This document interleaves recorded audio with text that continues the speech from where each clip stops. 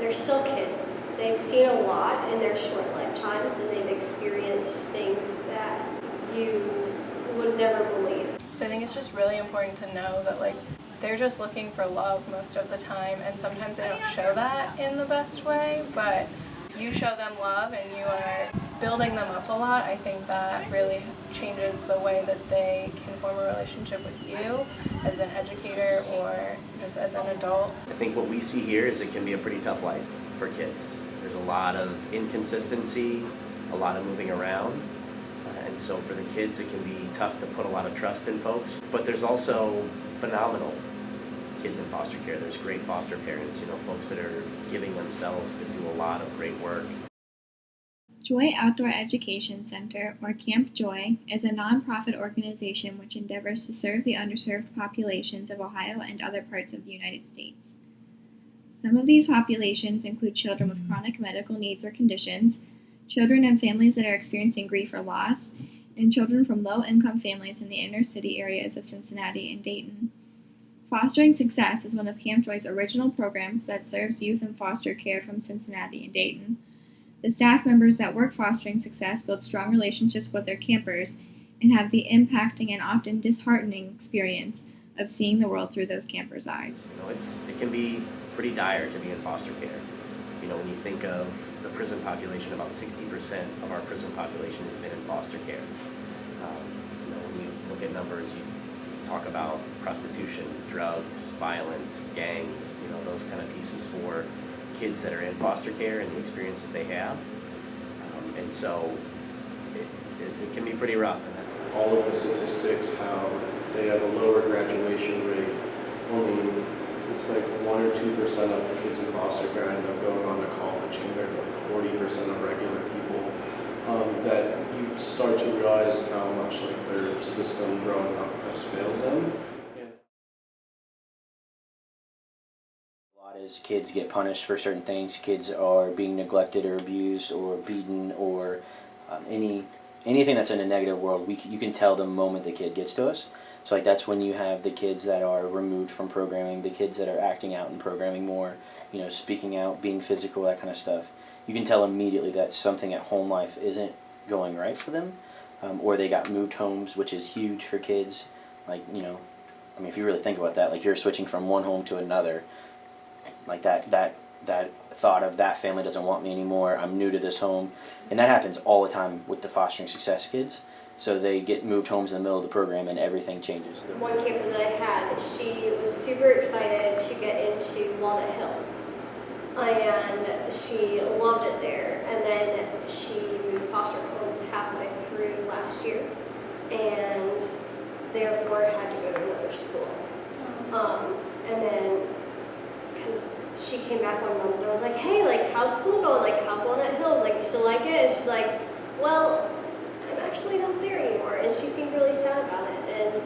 And so I would ask her a few questions about how's your new school? And she's like, it's okay. It's just I don't have as many friends there because I made a lot of friends at Walnut Hills and I worked hard to get into it, and it's just different. So.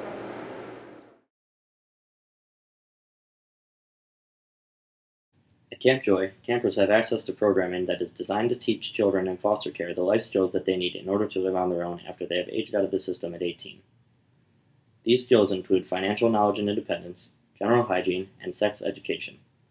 These types of skills serve as an example of information that the campers are not learning at home because of their living situation, but are also not being adequately taught in public schools. Kids, and the whole idea around Fostering Success is that we're helping to make kids better for foster care. They're understanding what it means to be in foster care. They're becoming a better advocate for themselves. With a lot of the therapeutic programs that we do in partnership with Children's Home of Cincinnati, it's really around how do you build those life skills? How do you learn those things? How do you process through the fact that you might move homes multiple times in a year?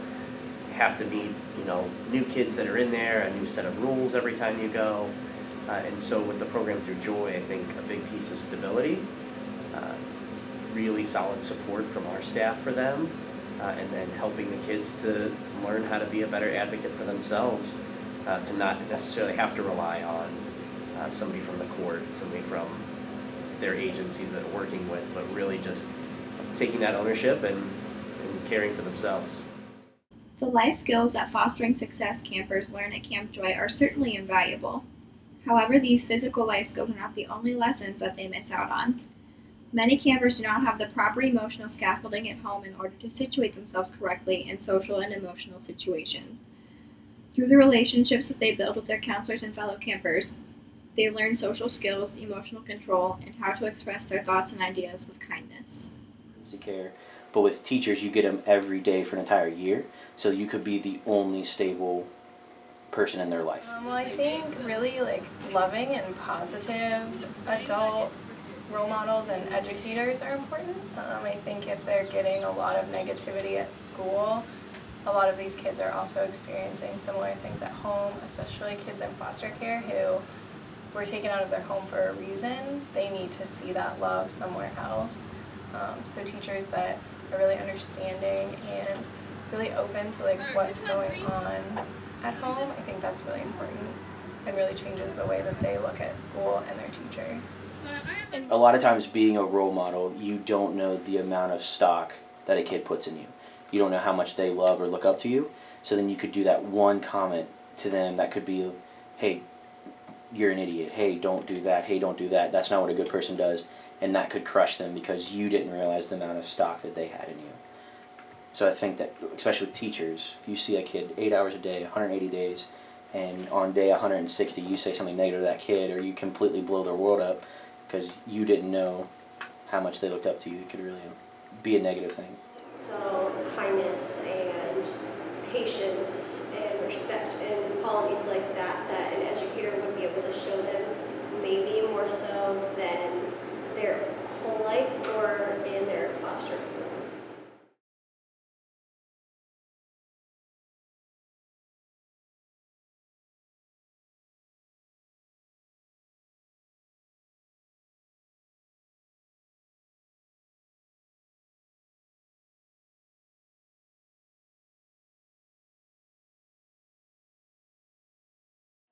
Teachers can be a very influential person in kids' lives or in young adults. Like there's so many teachers want to be teachers or wanted to become a teacher because of a teacher that they had in the past. When you're in schools, any age, like you're looking up to that person as a role model. They're automatically a role model. They're automatically a leader. They're intelligent. They know everything about their subject. Like they're literally the cream of the crop. They're the best person in the world. You know.